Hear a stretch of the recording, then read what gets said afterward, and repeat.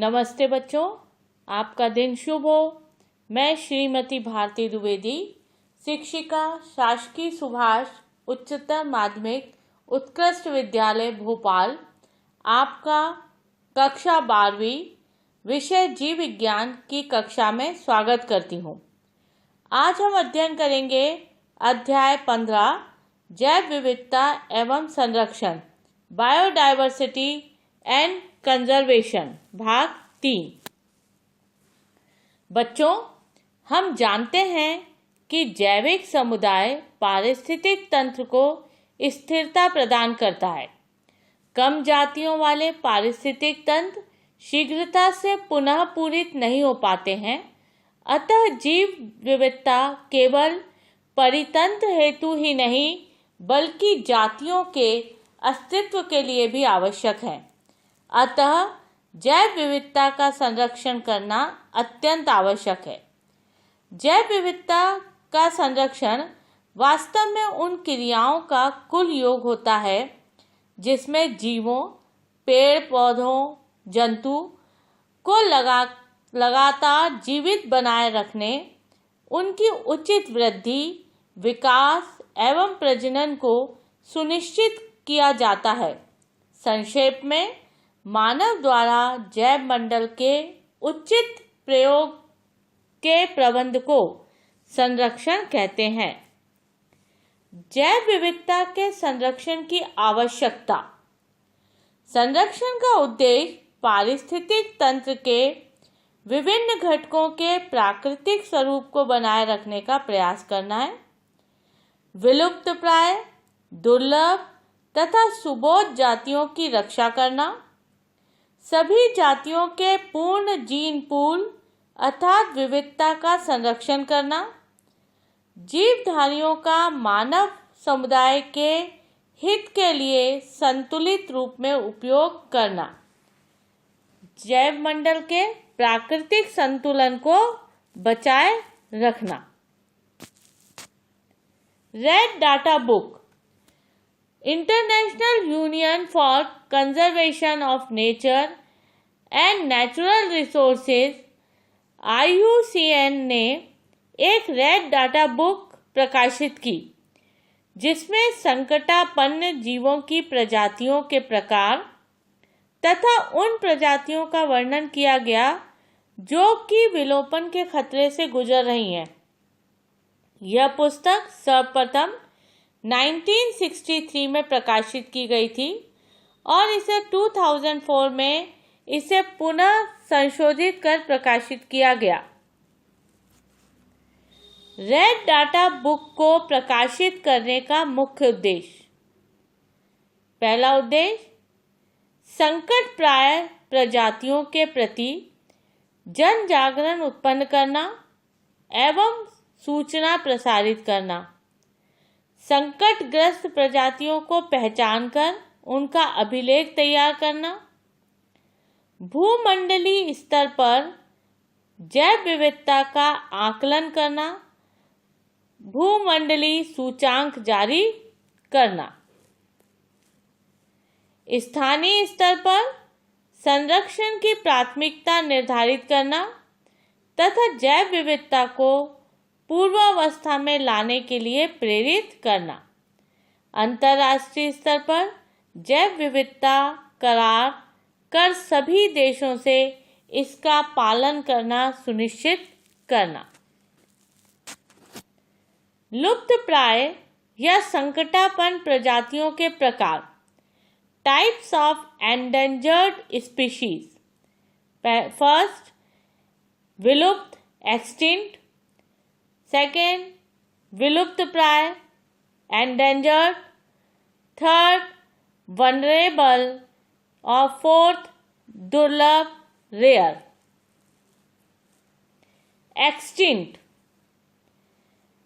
पौधे और जंतु जो कि पूर्व में किसी स्थान विशेष में पाए जाते थे लेकिन वर्तमान में वे अपने प्राकृतिक स्थानों से लुप्त हो गए, उन्हें ही लुप्तप्राय प्रजातियां कहते हैं।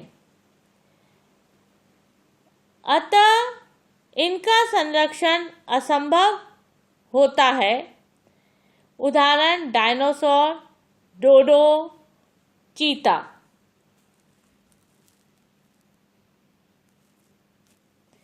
लुप्त प्राय एंडेंजर्ड, ऐसे पादप और जंतु प्रजातियां जो लुप्त होने की स्थिति में हों एवं यदि यही पारिस्थितिक परिस्थितियां बनी रहीं तब उन्हें विलुप्त होने से नहीं बचाया जा सकता, अर्थात जिन प्रजातियों के लुप्त होने का खतरा बना है उन्हें लुप्त प्राय या एंडेंजर्ड स्पीशीज बोलते हैं।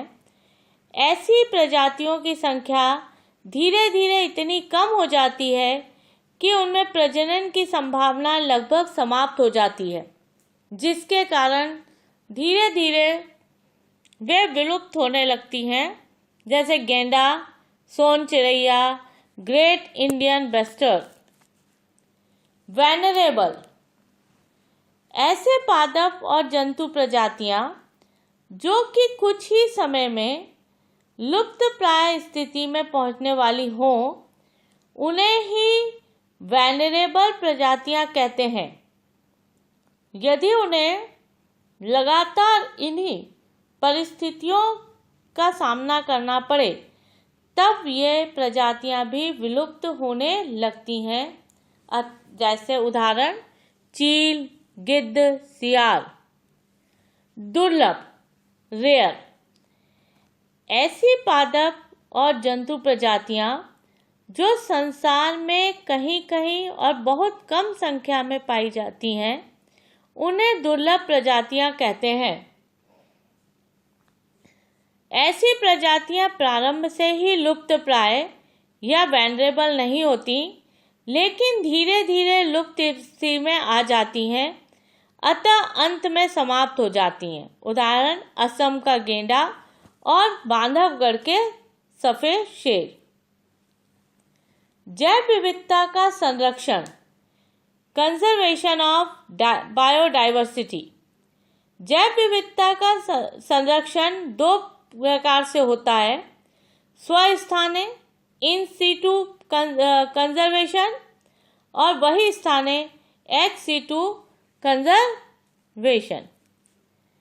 स्वस्थाने संरक्षण इन सीटू कंजर्वेशन संरक्षण की वह प्रक्रिया जिसमें जीवों को उनके प्राकृतिक स्थल में ही सुरक्षित रखा जाता है, तब इसे स्वस्थाने इन सीटू संरक्षण कहते हैं। उदाहरण राष्ट्रीय उद्यान, अभयारण्य, बायोस्फीयर रिजर्व। राष्ट्रीय उद्यान। राष्ट्रीय उद्यान ऐसे बड़े क्षेत्र हैं जहां जंतुओं को मानव प्रबंधन के अंतर्गत संरक्षित किया जाता है। उदाहरण जिम कॉर्बेट राष्ट्रीय उद्यान, गिर राष्ट्रीय उद्यान, कान्हा राष्ट्रीय उद्यान। अभयारण्य। अभयारण्य ऐसे वन क्षेत्र हैं जिनकी कोई सीमा निर्धारित नहीं होती, जहां पर जीव जंतुओं को उनके प्राकृतिक आवास में कम से कम मानव हस्तक्षेप के अंदर संरक्षित किया जाता है, जहां पर पर्यटन की इजाजत हो परंतु शोध कार्य एवं वैज्ञानिक गतिविधियों का अभाव हो। भारत के प्रमुख राष्ट्रीय उद्यान और वन्यजीव अभयारण्य। असम में मानस राष्ट्रीय उद्यान, कांजीरंगा राष्ट्रीय उद्यान, ये दोनों राष्ट्रीय उद्यान एक सींग वाले गेंडे के लिए प्रसिद्ध हैं। उत्तराखंड जिम कॉर्बेट राष्ट्रीय उद्यान, यह 1936 में बना भारत का पहला राष्ट्रीय उद्यान है। इसका नाम पहले हैली नेशनल पार्क था। फूलों की घाटी राष्ट्रीय उद्यान, नंदा देवी राष्ट्रीय उद्यान। छत्तीसगढ़ में कांकेर राष्ट्रीय उद्यान, इंद्रावती राष्ट्रीय उद्यान और गुरु घासीराम दास राष्ट्रीय उद्यान। गुजरात में गिर राष्ट्रीय उद्यान, मैरीन कच्छ खाड़ी का राष्ट्रीय उद्यान, गिर राष्ट्रीय उद्यान में एशियाटिक लॉइन जो हैं उनको संरक्षित किया गया है। मध्य प्रदेश में कान्हा राष्ट्रीय उद्यान, बांधवगढ़ राष्ट्रीय उद्यान। बांधवगढ़ राष्ट्रीय उद्यान सफेद शेरों के लिए प्रसिद्ध है। पेंच राष्ट्रीय उद्यान, पन्ना राष्ट्रीय उद्यान, सतपुड़ा वन विहार राष्ट्रीय उद्यान, संजय राष्ट्रीय उद्यान, माधव राष्ट्रीय उद्यान, पालमपुर कूनो राष्ट्रीय उद्यान, मंडला फॉसिल राष्ट्रीय उद्यान और रातापानी अभ्यारण्य मध्य प्रदेश में सबसे अधिक राष्ट्रीय उद्यान हैं और मध्य प्रदेश में सबसे अधिक टाइगर भी प्राप्त है। उत्तर प्रदेश दूधवा राष्ट्रीय उद्यान, चंद्रप्रभा वन्य जीव विहार। राजस्थान में केवला देवी राष्ट्रीय उद्यान, यह साइबेरियन क्रेन नामक प्रवासी पक्षी का आश्रय स्थल है। कि रणथंभौर राष्ट्रीय उद्यान, मरुस्थली राष्ट्रीय उद्यान, घाना राष्ट्रीय उद्यान, माउंट आबू अभ्यारण्य। मणिपुर केवलपुल लामजाओ राष्ट्रीय उद्यान। केवलपुल लामजाओ राष्ट्रीय उद्यान मणिपुर विश्व का एकमात्र तैरता राष्ट्रीय पार्क है। ओडिशा भीतरकनिका राष्ट्रीय उद्यान, सिमलीपाल राष्ट्रीय उद्यान, नंदनकानन राष्ट्रीय चिड़ियाघर और चिल्का झील अभ्यारण्य। सिक्किम में कंचनजंगा राष्ट्रीय उद्यान, झारखंड में बेताल राष्ट्रीय उद्यान, हजारीबाग राष्ट्रीय उद्यान, कर्नाटक में बांदीपुर राष्ट्रीय उद्यान, नागरगोल राष्ट्रीय उद्यान, केरल में साइलेंट वैली, पेरियार राष्ट्रीय उद्यान। पेरियार राष्ट्रीय उद्यान जो है वो जंगली हाथियों के लिए प्रसिद्ध है। अन्नामुदाई राष्ट्रीय उद्यान, एर्नाकुलम राष्ट्रीय उद्यान। राष्ट्रीय उद्यान व वन्य जीव अभ्यारण्यों में अंतर। वन्य जीव अभ्यारण्यों का गठन किसी एक प्रजाति अथवा विशिष्ट प्रजातियों के संरक्षण के लिए किया जाता है, अर्थात वे विशिष्ट प्रजाति आधारित संरक्षित क्षेत्र होते हैं, जबकि राष्ट्रीय उद्यानों का गठन विशेष प्रकार की शरणार्थली के रूप में संरक्षण के लिए किया जाता है, अर्थात यह विशेष शरण स्थली क्षेत्र में रहने वाले सभी जीवों के संरक्षण समान रूप से किया जाता है। राष्ट्रीय पार्क में किसी भी प्रकार के अधिवास और मानवीय गतिविधि की अनुमति नहीं होती। यहाँ तक कि जानवरों को चराने और जंगली उत्पादों को इकट्ठा करने की भी अनुमति नहीं होती, जबकि वन्य जीव अभ्यारण्य में मानवीय गतिविधियों की अनुमति दी जाती है। एक वन्य जीव अभ्यारण्य में शिकार अनुमति के बिना निषिद्ध है, हालांकि चराई और मवेशियों की आवाजाही की अनुमति है, जबकि राष्ट्रीय उद्यान में शिकार और चराई पूरी तरीके से निषिद्ध है, बंद है। एक वन्य जीव अभ्यारण्य को राष्ट्रीय पार्क में परिवर्तित किया जा सकता है, जबकि एक राष्ट्रीय पार्क को अभ्यारण्य में घोषित नहीं किया जा सकता। वन्य जीव अभ्यारण्य और राष्ट्रीय पार्क दोनों की घोषणा राज्य सरकार केवल आदेश देकर कर सकती है, जबकि सीमा के परिवर्तन के लिए राज्य विधानमंडल को एक संकल्प पारित करना होता है। वर्तमान में भारत में 105 राष्ट्रीय उद्यान और 531 अभ्यारण्य सेंचुरीज हैं। Biosphere reserve. बायोस्फीयर रिजर्व ऐसे स्थल हैं जहां पर पेड़ पौधे प्राकृतिक कम से कम प्रभावित, मानव द्वारा रूपांतरित और अवनति प्राप्त पारिस्थितिक तंत्रों व अन्य जीवों को सुरक्षित रखा जाता है। बायोस्फीयर रिजर्व प्रोग्राम को सर्वप्रथम यूनेस्को द्वारा 1971 में मैन एवं बायोस्फीयर प्रोग्राम के अंतर्गत प्रारंभ किया गया। बायोस्फीयर रिजर्व के उद्देश्य प्रत्येक पारिस्थितिक तंत्र के प्रतिनिधि नमूनों की जानकारी रखना, लंबे समय तक आनुवंशिक विविधता का संरक्षण करना, बेसिक एवं व्यवहारिक अनुसंधानों को बढ़ावा देना, जैविक अनुसंधानों के उचित प्रबंधन को बढ़ावा देना, शिक्षा एवं परीक्षण हेतु के क्षेत्र में नई संभावनाओं को ढूंढना। संक्षेप में कह सकते हैं कि बायोस्फीयर रिजर्व प्रोग्राम जो है वो 4 सम्मिलित उद्देश्यों की पूर्ति करता है: संरक्षण, शोध कार्य, शिक्षा, स्थानीय भागीदारी। बायोस्फीयर रिजर्व के क्षेत्र। बायोस्फीयर रिजर्व को निम्नलिखित क्षेत्रों में विभाजित किया गया है: कोर क्षेत्र, कोर एरिया। यह क्षेत्र बायोस्फीयर रिजर्व का बिल्कुल प्राकृतिक अवस्था में संरक्षित रखा जाने वाला क्षेत्र है। यह मानव द्वारा बहुत कम प्रभावित होता है। वानिकी क्षेत्र, फॉरेस्ट जोन। इसके अंतर्गत चुने हुए निर्जन क्षेत्र और मानव द्वारा विकसित ऐसे वन क्षेत्र आते हैं जहां से पहले वनों को काट दिया गया था। पर्यटन क्षेत्र, टूरिज्म जोन। बायोस्फीयर के वे क्षेत्र जिन्हें पर्यटन, ट्रेनिंग और शिक्षण के लिए चिन्हित किया गया होता है, पर्यटन क्षेत्र के रूप में सूचित किया गया है।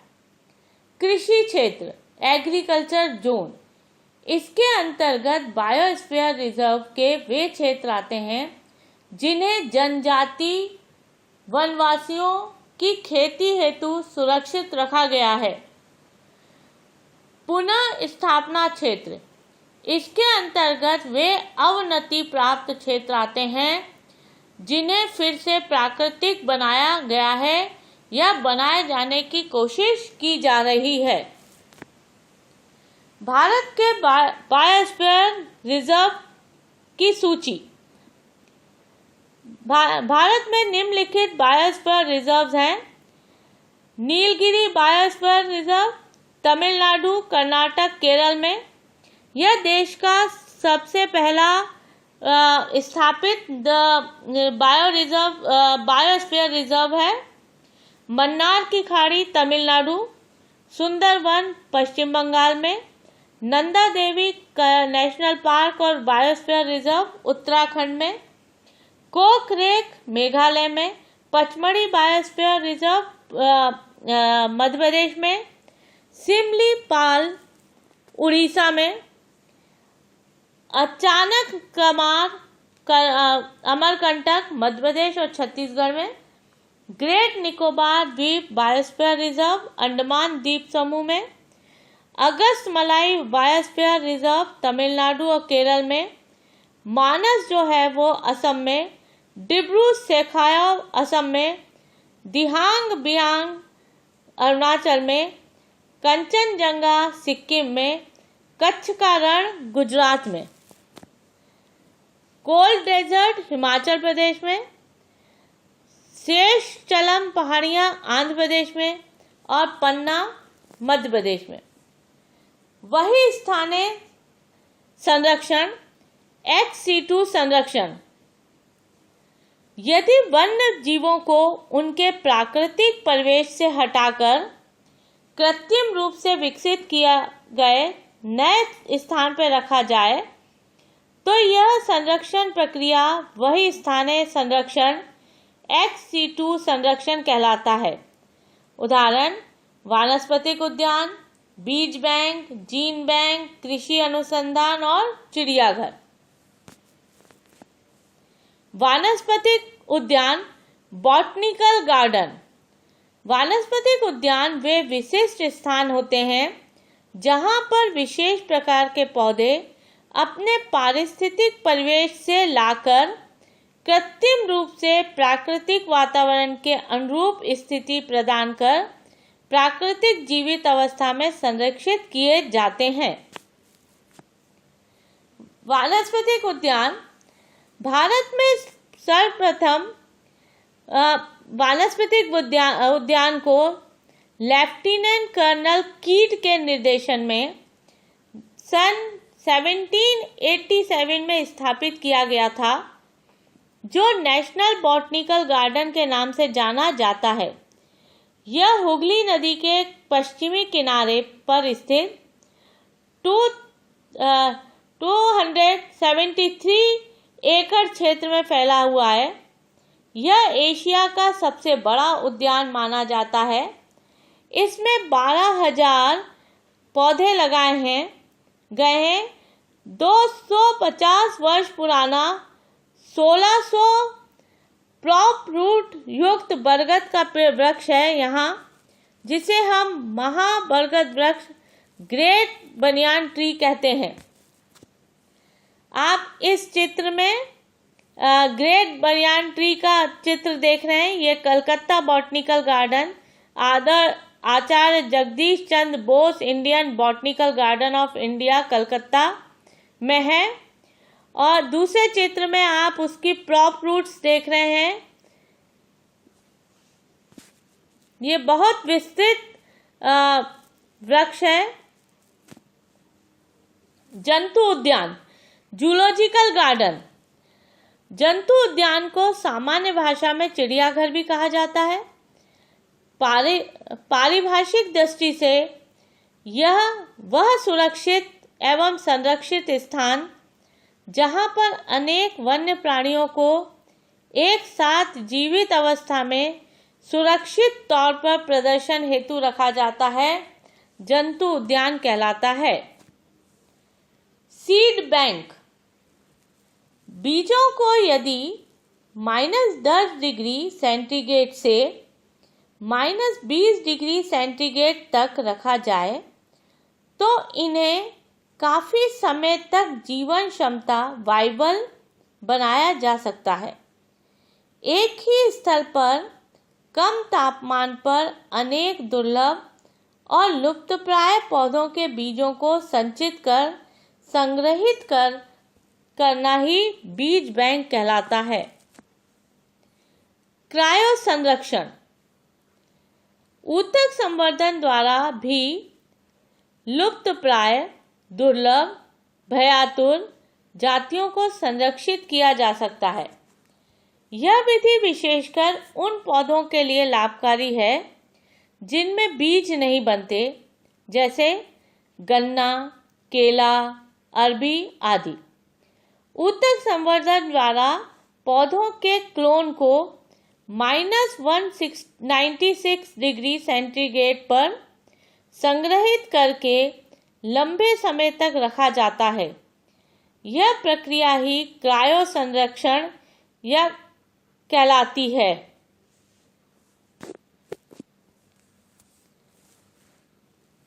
पवित्र उपवन।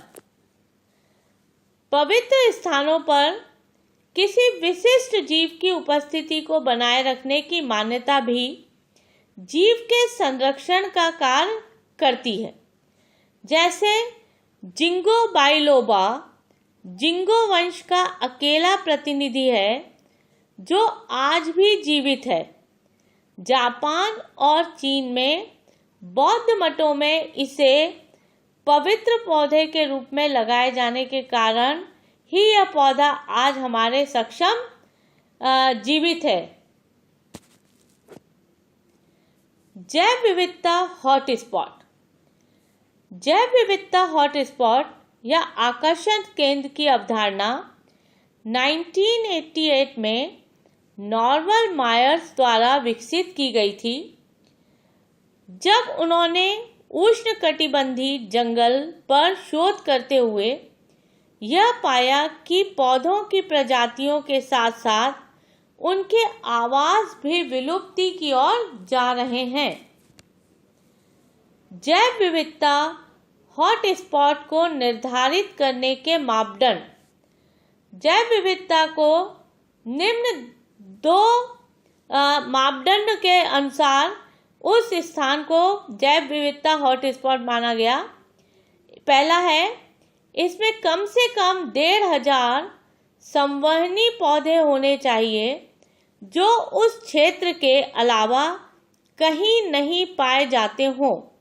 दूसरे शब्दों में, हॉटस्पॉट अपरिवर्तनशील है। दूसरा, ऐसा स्थान जिसका 70% से अधिक मूल पर्यावास नष्ट हो चुका हो और 30% मूल प्राकृतिक आवास विलुप्ति के कगार पे हो, वे जैव विविधता हॉटस्पॉट कहलाते हैं। विश्व में जैव विविधता के हॉटस्पॉट। जैव विविधता पृथ्वी की भौगोलिक क्षेत्रों में समान रूप से वितरित नहीं होती। विश्व के कुछ क्षेत्र जैव विविधता के अत्यधिक समृद्ध हैं। ऐसे क्षेत्रों को हम मेगा डाइवर्सिटी या हॉटस्पॉट कहते हैं। विश्व के में हॉटस्पॉट या आकर्षण केंद्रों के नाम इस प्रकार हैं। विश्व में जैव विविधता के हॉटस्पॉट: अफ्रीका में पूर्वी अफ्रीका माउंटेन, पश्चिमी अफ्रीका के गिनियन जंगल, अफ्रीका का हॉर्न, मैडागास्कर और हिंद महासागर द्वीप समूह, मैपुटोलैंड, पोडोलैंड, अल्बानी हॉटस्पॉट, सिक्यूलैंड करो, पूर्वी मलेशियन द्वीप। एशिया और ऑस्ट्रेलिया के हॉटस्पॉट: हिमालयी हॉटस्पॉट, पूर्वी हिमालय, जापान जैव विविधता हॉटस्पॉट, दक्षिण पश्चिम चीन के पर्वत, न्यू कैनेडिया, न्यूजीलैंड जैव विविधता हॉटस्पॉट, फिलीपींस जैव विविधता हॉटस्पॉट, टुम्बस चोको मगदलेना, चिली सर्दी वर्षावन, दक्षिण अमेरिका के ब्राजील के सेराडो, उष्णकटिबंधीय एंडीज, अटलांटिक जंगल, यूरोप और मध्य एशिया के काकेशस क्षेत्र, ईरान अगोतीना क्षेत्र। भारत में जैव विविधता के हॉटस्पॉट।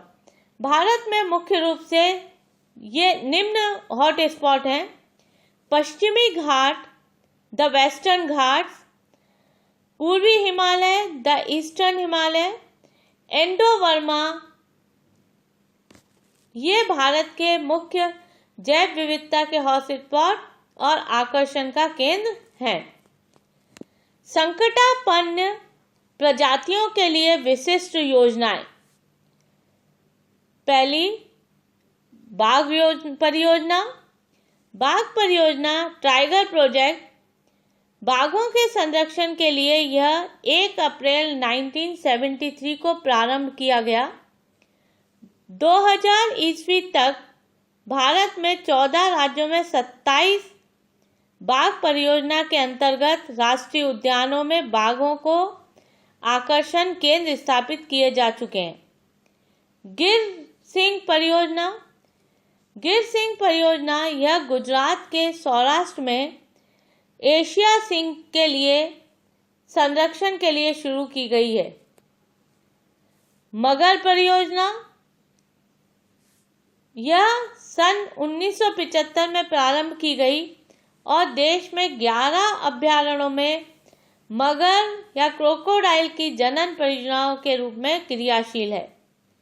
गैंडा परियोजना यह 1987 में राइनो संरक्षण परियोजना प्रारंभ की गई थी। हिम चीता परियोजना यह परियोजना हिमालय के वनांचलों में क्रियाशील है। हाथी परियोजना हाथियों के संरक्षण के लिए 1992 में यह परियोजना प्रारंभ की गई थी।